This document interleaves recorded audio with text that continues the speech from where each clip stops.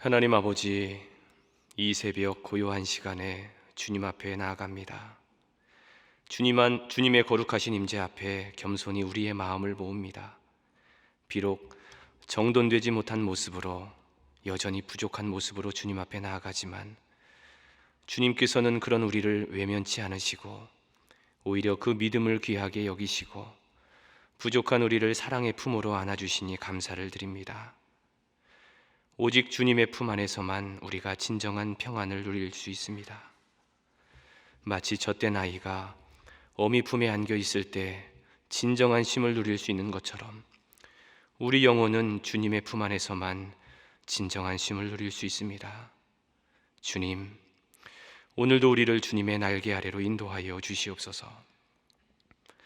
우리의 중심을 보시는 하나님, 지난 주간에는 미세먼지로 인해 참 답답한 시간을 보냈습니다. 고비 사막에서 발원한 황사 폭풍이 전국을 뒤엎었고 미세먼지 경보가 발령되었습니다. 온통 도심은 황사와 미세먼지로 뿌옇게 변했고 운동 경기도 취소되었고 야외 활동도 제한되었습니다. 우리의 일상을 이렇게 불편하게 만드는 미세먼지를 바라보자니 혹시 우리의 마음과 영혼을 더럽히는 미세먼지가 있지는 않은지 생각해 보게 됩니다. 나도 모르게 입으로 하는 불평과 원망의 말들, 남들 앞에서 보이기 위해 하는 가식과 위선들, 다른 사람을 향한 비판과 정죄의 말들, 현재에 만족하지 않고 끊임없이 더 얻고자 하는 욕심과 열등감들, 이런 영혼의 미세먼지들이 우리 영혼을 뒤엎고 있는 것은 아닌지 이 시간 우리 자신을 돌아봅니다. 거룩하신 하나님, 영혼의 미세먼지가 우리의 신앙을 잠식하지 못하도록 우리의 마음을 정결하게 하여 주시옵소서. 우리 속에 깨끗한 마음을 창조하여 주시고 우리 속에 견고한 심령으로 새롭게 하여 주시옵소서.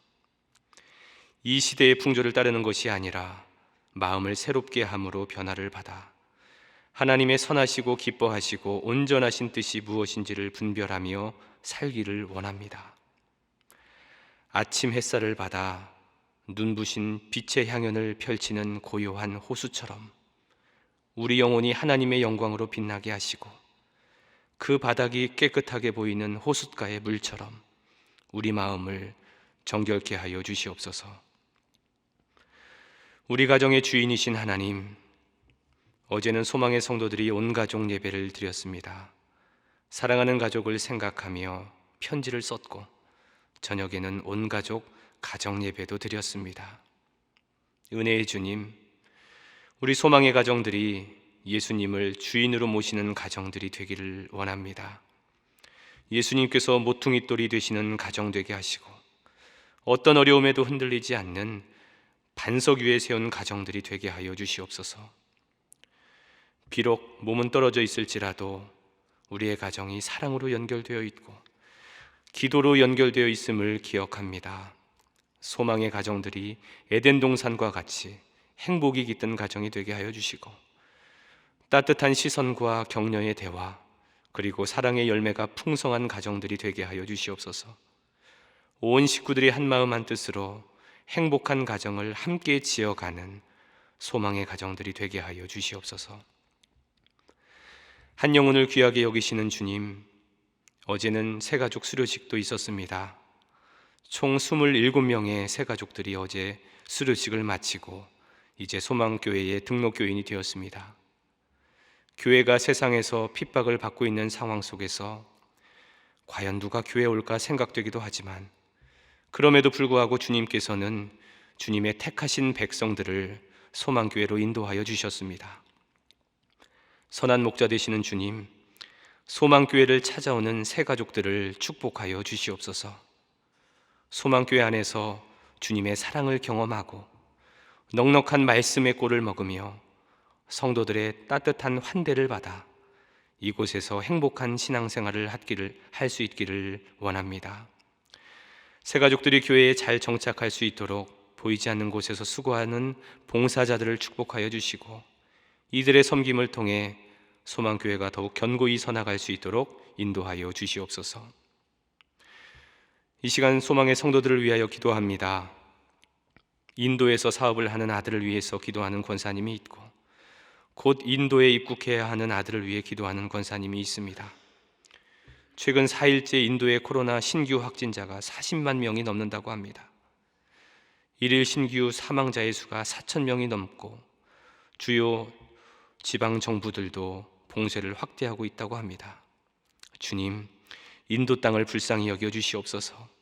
인도뿐만 아니라 전 세계적으로 코로나의 확산이 이제는 멈추게 하여 주시옵소서. 사랑하는 아들을 위해서 기도하는 권사님의 눈물을 기억하시사 주님의 날개 아래로 안전하게 지켜 주시옵소서. 유학으로 해외에 거주 중인 자녀들을 위해서 기도합니다. 소중한 자녀들이 감염병으로부터 안전하도록 지켜주시고, 세상의 헛된 풍조에 휩쓸리지 않게 지켜주시며, 하나님의 말씀 위에 굳게 서서 좌로나 우로나 치우치지 않고 끝까지 믿음의 길을 걸어가게 하여 주시옵소서. 낯선 땅에서 외롭지 않게 주님께서 동행하여 주시고, 하나님의 자녀로서 당당하게 살아갈 수 있는 힘과 용기를 허락하여 주시옵소서. 이제 말씀 앞으로 나아갑니다. 오늘도 살아계셔서 우리와 함께 하시는 주님의 세미한 음성 듣기를 원합니다. 성령 하나님, 우리의 마음의 문을 열어주셔서 주님의 말씀을 깨닫게 하시고, 그 말씀을 붙들고 오늘 하루도 감사와 기쁨으로 살아내는 우리 모두가 되게 하여 주시옵소서. 예수님의 이름으로 기도하옵나이다. 아멘. 오늘 우리에게 주시는 하나님의 말씀은 시편 129편 1절에서 8절까지의 말씀입니다. 제가 가진 성경으로 구약 성경 899면에 있습니다. 시편 129편 1절에서 8절까지의 말씀을 우리 한 목소리로 합독하도록 하겠습니다. 이스라엘은 이제 말하기를 그들이 내가 어릴 때부터 여러 번 나를 괴롭혔도다. 그들이 내가 어릴 때부터 여러 번 나를 괴롭혔으나 나를 이기지 못하였도다. 밭 가는 자들이 내 등을 갈아 그 고랑을 길게 지었도다. 여호와께서는 의로우사 악인들의 줄을 끊으셨도다. 무릇 시온을 미워하는 자들은 수치를 당하여 물러갈지어다. 그들은 지붕의 풀과 같을지어다. 그것은 자라기 전에 마르는 것이라. 이런 것은 베는 자의 손과 묶는 자의 품에 차지 아니하나니 지나가는 자들도 여호와의 복이 너희에게 있을지어다 하거나 우리가 여호와의 이름으로 너희에게 축복한다 하지 아니하느니라. 아멘. 오늘 본문인 시편 129편의 표제어는 성전에 올라가는 노래입니다. 성전에 올라가는 노래는 시편 120편부터 134편까지 총 15편으로 구성되어 있는데, 이 15편의 시편은 말 그대로 성전에 올라가면서 불렀던 그런 노래들입니다. 이스라엘 백성들은 보통 1년에 3차례 예루살렘 성전에 올라가곤 했습니다. 봄에는 6월절에, 초여름에는 오순절에, 그리고 가을에는 초막절에 이렇게 3차례 예루살렘에 올랐습니다. 자신이 살고 있는 집에서 저 높이 있는 예루살렘 성전까지 걸어가면서 불렀던 노래가 바로 성전에 올라가는 노래입니다. 그 중에서 오늘 우리는 시편 129편을 함께 살펴볼 텐데요. 저는 오늘 본문을 묵상하면서 나름대로 설교 제목을 이렇게 정해봤습니다. 악인들의 줄을 끊으시는 하나님이라고 정해봤습니다. 악인들의 줄을 끊으시는 하나님. 시편 기자는 오늘 본문을 통해 악인들의 길은 반드시 망하게 될 것이고 의인들의 길은 반드시 승리하게 될 것이다 라는 것을 오늘 노래를 통해서 우리에게 들려주고 있는 것입니다. 그렇다면 이제 우리 한 절씩 오늘 본문을 살펴보면서 오늘 나에게 주시는 하나님의 말씀은 무엇인지를 함께 발견해내는 시간이 되었으면 좋겠습니다. 먼저 1절과 2절 말씀을 함께 읽어보겠습니다. 이스라엘은 이제 말하기를 그들이 내가 어릴 때부터 여러 번 나를 괴롭혔도다. 그들이 내가 어릴 때부터 여러 번 나를 괴롭혔으나 나를 이기지 못하였도다. 시편 기자는 이스라엘이 어릴 때부터 주변 나라들의 괴롭힘을 많이 받아왔다라고 말하고 있습니다. 그 괴롭힘은 하루 이틀이 아니었습니다. 아주 오랜 기간에 걸쳐서 이스라엘의 압제는 계속되었습니다. 뿐만 아니라 그 괴롭힘은 한두 번이 아니었습니다. 여러 번이었습니다. 1절과 2절에 보면 반복되는 표현이 나옵니다. 여러 번 나를 괴롭혔다, 여러 번 나를 괴롭혔다라는 표현이 나오죠. 이스라엘의 지금 괴롭힘을 당하고 있는 상황은 오랜 기간에 걸쳐서 여러 번 지속된 그런 힘든 상황이었습니다. 실제로 이스라엘의 역사는 그야말로 고난의 역사였습니다. 수많은 대적들이 그들의 앞을 가로막았고 오랜 기간에 걸쳐서 이스라엘 백성들은 고통을 당해왔습니다. 이스라엘 백성들이 출애굽할 때 그 출애굽을 가로막았던 애굽의 바로가 있었습니다. 출애굽해서 광야로 나왔을 때에는 또 그들을 대적했던 아말렉과 모압과 암몬과 같은 그런 족속들이 있었습니다. 그리고 가나안 땅에 들어가서도 블레셋과 같은 수많은 이방 민족들이 이스라엘을 끊임없이 괴롭혔습니다. 그 후에도 아수르와 바벨론의 침공이 있었습니다.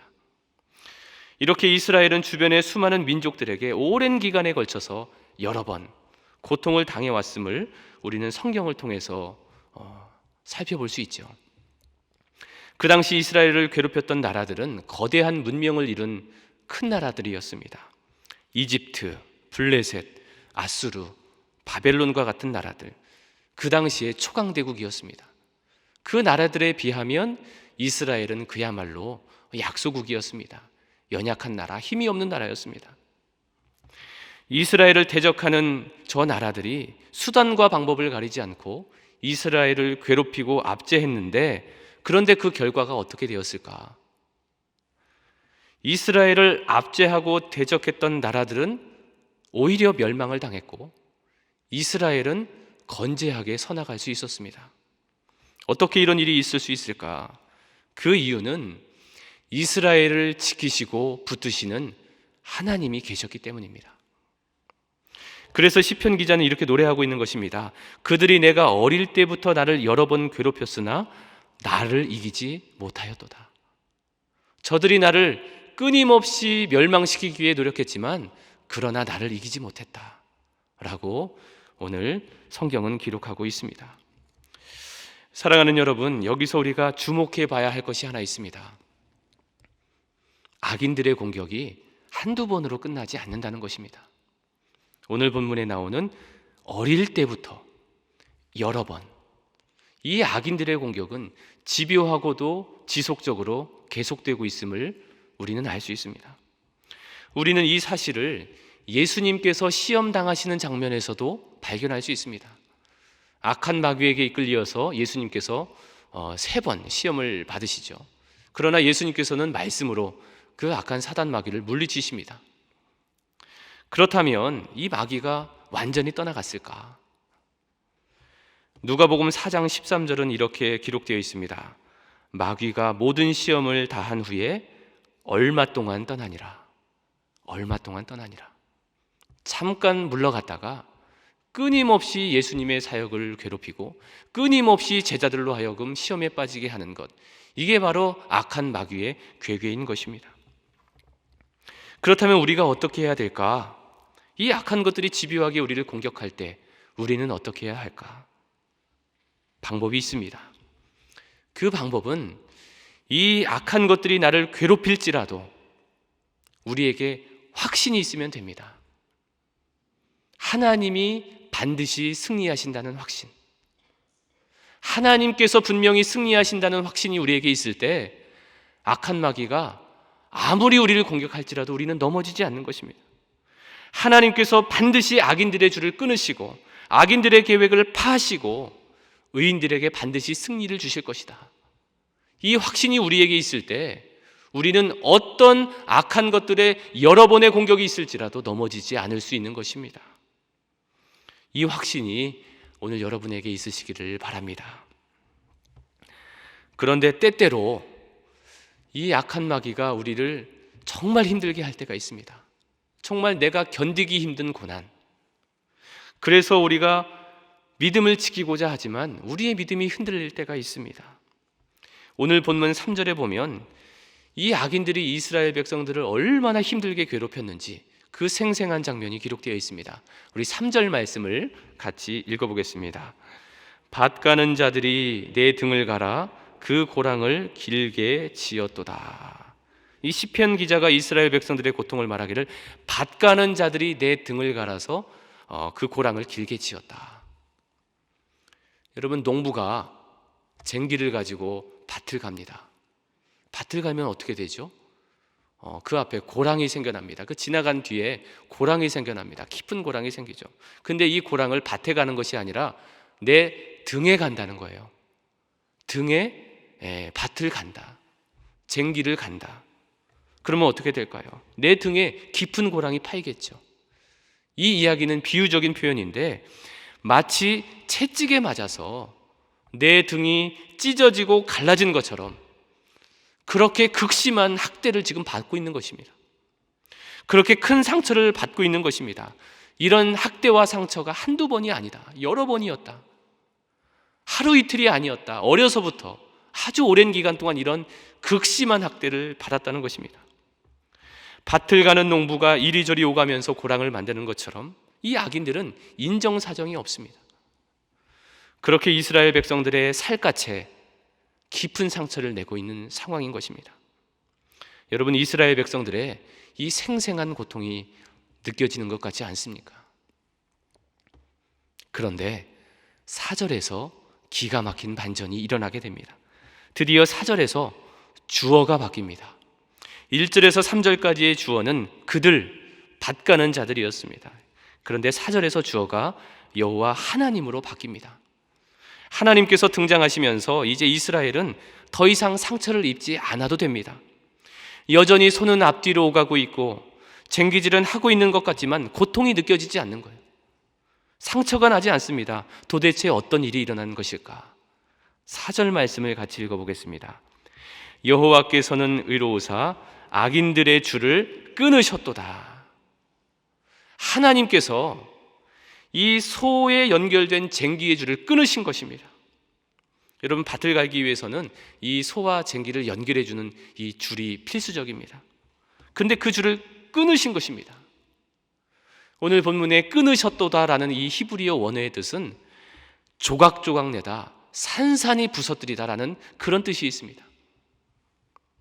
하나님께서 악인들의 줄을 완전히 끊어버리신 것입니다. 다시 연결할 수 없도록 그렇게 완전히 끊어버리신 것이죠. 악인들은 이스라엘 백성들을 얽어매고 속박하려고 했지만 하나님께서는 그 모든 결박을 끊어버리신 것입니다. 참된 자유를 그들에게 허락해 주신 것입니다. 특별히 4절에서 이 시편 기자는 하나님을 언급하면서 의로우신 하나님이라고 고백을 합니다. 이 의로우신에 해당하는 히브리어 단어는 하나님과 이스라엘 백성 사이에 언약에 대한 하나님의 신실하심을 나타내는 그런 단어입니다. 중요한 것은 하나님의 언약입니다. 하나님의 약속입니다. 하나님의 백성들을 끝까지 지키고 보호해 주시겠다는 하나님의 약속. 그 약속을 표현하고 있는 것이 의로우신 하나님이라는 단어입니다. 우리가 알고 있는 교리 중에 성도의 견인이라는 교리가 있습니다. 하나님께서 하나님의 백성들을 끝까지 하나님의 보호와 인도 가운데 있으며 그 사실을 확인할 수 있다라는 교리입니다. 그런데 이 성도의 견인은 우리가 내린 결단이 아니라 하나님의 신실하심에 대한 결과입니다. 우리가 끝까지 믿음을 지킬 수 있는 것은 우리의 믿음이 대단해서도가 아니고 우리가 인내를 잘해서도 아닙니다. 하나님의 신실하심, 의로우신 하나님께서 우리를 붙들고 있기에 우리가 끝까지 믿음을 지킬 수 있는 것입니다. 사랑하는 여러분, 하나님은 어떤 분이신가? 하나님은 악인들의 줄을 끊으시는 하나님이십니다. 하나님을 대적하는 자의 삶은 그러므로 공허할 수밖에 없는 거예요. 이미 줄이 끊어진 줄도 모르고 계속 쟁기질을 하고 있는 이 악인들의 모습을 여러분 상상해 보십시오. 아무리 열심히 노력을 해봤자 아무런 의미가 없는 것입니다. 신실하신 하나님께서는 악인들의 줄을 끊으셨습니다. 그러므로 의인들의 길은 여호와께서 인정하시지만 악인들의 길은 망할 수밖에 없는 것이죠. 혹시 악인들의 공격으로 인해 고통스러운 시간을 보내고 계신 분이 계십니까? 여러분을 힘들게 하는 그 악인들을 바라보지 마시고 그 악인들의 줄을 끊어버리신 하나님을 바라볼 수 있기를 바랍니다. 신실하신 하나님, 의로우신 하나님께서 지금 여러분과 함께 하심을 기억할 때 우리는 악인들의 어떤 공격도 이겨낼 수 있을 것입니다. 이어서 시편 기자는 5절에서 시온을 미워하는 자들이 수치를 당하게 될 것임을 말하는데 5절 말씀을 같이 읽어보겠습니다. 무릇 시온을 미워하는 자들은 수치를 당하여 물러갈지어다. 여러분, 시온이 어디입니까? 시온은 하나님의 성전이 있는 곳입니다. 그곳을 미워한다? 하나님의 성전을 미워한다는 것이고 곧 하나님을 미워한다는 것입니다. 여러분, 악인들이 진짜 미워하는 것은 우리가 아닙니다. 악인들이 진짜 미워하는 것은 하나님입니다. 생명이신 하나님, 구원의 하나님, 빛이신 하나님은 그들은 모릅니다. 악인들은 모릅니다. 자신이 어둠 속에 있기 때문에 빛이신 하나님께로 나오지 않으려고 합니다. 자기들이 악행을 저지르고 있지만 그것이 악인 줄도 모릅니다. 이게 악인들의 본 모습이에요. 그래서 5절에서는 그들이 수치를 당해서 물러갈지어다 라고 노래하고 있는 것이죠. 이런 악인들은 어떤 운명에 처해지게 될까? 6절 말씀을 같이 읽어보겠습니다. 그들은 지붕의 풀과 같을지어다. 그것은 자라기 전에 마르는 것이라. 그 당시에 이스라엘의 가옥은 지붕이 평평한 그런 구조였습니다. 그리고 이 지붕의 형태가 나뭇가지나 아니면 갈대를 지붕 위에 깔고 그 사이에 흙을 덮는 그런 형태로 지붕이 구성되어 있었습니다. 그래서 지붕이 평평했고 그 위에 농작물을 말리기도 했고 그 위에 초막절이 되면 초막을 세우기도 했었습니다. 그래서 그 지붕에는 풀이 잘 자라났다고 합니다. 그런데 그 풀의 씨앗들이 땅에 심겨진 것이 아니라 지붕 위에 심겨졌기 때문에 자라나기는 하지만 그것이 뿌리를 깊이 내리지 못하기에 뙤양볕이 내리면 금방 말라 죽는다고 합니다. 오늘 본문에서 시편 기자는 악인들의 운명이 이와 같다. 지붕의 풀과 같다. 처음에는 왕성하게 자라는 것 같지만 그 뿌리가 깊지 못하여서 금방 말라버리는 지붕의 풀처럼 악인들의 결국은 망하게 될 것이다라는 것이죠. 지붕의 풀과 같이 악인들이 말라버렸다면 과연 그들에게는 추수할 곡식이 있을까? 7절 말씀을 같이 읽어보겠습니다. 이런 것을 베는 자의 손과 묶는 자의 품에 차지 아니하나니. 베는 자와 묶는 자, 바로 추수하는 사람이겠죠. 악인들이 곡식단을 묶고 그 밑동을 힘껏 베어보지만 품에 차지 않는다. 즉 거둘 곡식이 하나도 없다는 것이죠. 지붕의 풀처럼 완전히 말라버렸기 때문에 악인들은 거둘 것이 하나도 없습니다. 그들이 거둔 것이 있다면 허무함입니다. 허탄함입니다. 거둘 것이 아무것도 없는 것입니다. 결국 악인들은 하나님의 축복에서 벗어나게 됩니다. 마지막으로 8절 말씀 같이 읽어보겠습니다. 지나가는 자들도 여호와의 복이 너희에게 있을지어다 하거나 우리가 여호와의 이름으로 너희에게 축복한다 하지 아니하느니라. 8절에 보면 여호와의 복이 너희에게 있을지어다 라는 표현이 있죠. 이 표현은 이스라엘에서 추수할 때에 농부들이 서로에게 인사말처럼 건넸던 그런 말입니다. 룻기 2장에도 보면 그런 장면이 나오죠. 보아스가 그 밭을 지나가다가 그곳에서 일하는 일꾼들에게 이런 인사를 합니다. 여호와의 복이 너희에게 있을지어다. 그리고 그 일꾼들도 보아스에게, 주인에게 하나님의 복이 있기를 원합니다라고 인사를 하죠. 그런데 악인들에게는 이런 인사조차도 합당하지 않다는 것입니다. 심지어 지나가는 나그네들조차도 그 악인들에게 복을 빌어주지 않을 것이다. 그런 처량한 신세가 될 것이다라고 말하고 있습니다. 사랑하는 성도 여러분, 이스라엘 백성들에게는 아주 오랫동안 그리고 여러 번 집요하게 그들을 공격하는 악인들의 공격이 있었습니다. 혹시 여러분에게도 여러분들을 힘들게 하는 그런 사람들이 있지는 않은지요? 여러분의 마음에 깊은 상처를 주고 여러분들의 삶을 힘들게 하는 그런 사람이 있을 수 있습니다. 살다 보면 그런 사람을 만날 수 있습니다. 그러나 오늘 이것을 꼭 기억하시기를 바랍니다. 악인은 결코 의인을 이길 수 없다라는 사실을 기억할 수 있기를 바랍니다. 하나님께서 악인들의 줄을 끊으셨음을 꼭 기억하시기를 바랍니다. 영원한 생명과 진리가 여러분에게 있음을 기억하시고 우리 주님께서 이미 세상을 이기셨음도 기억하시기를 바랍니다.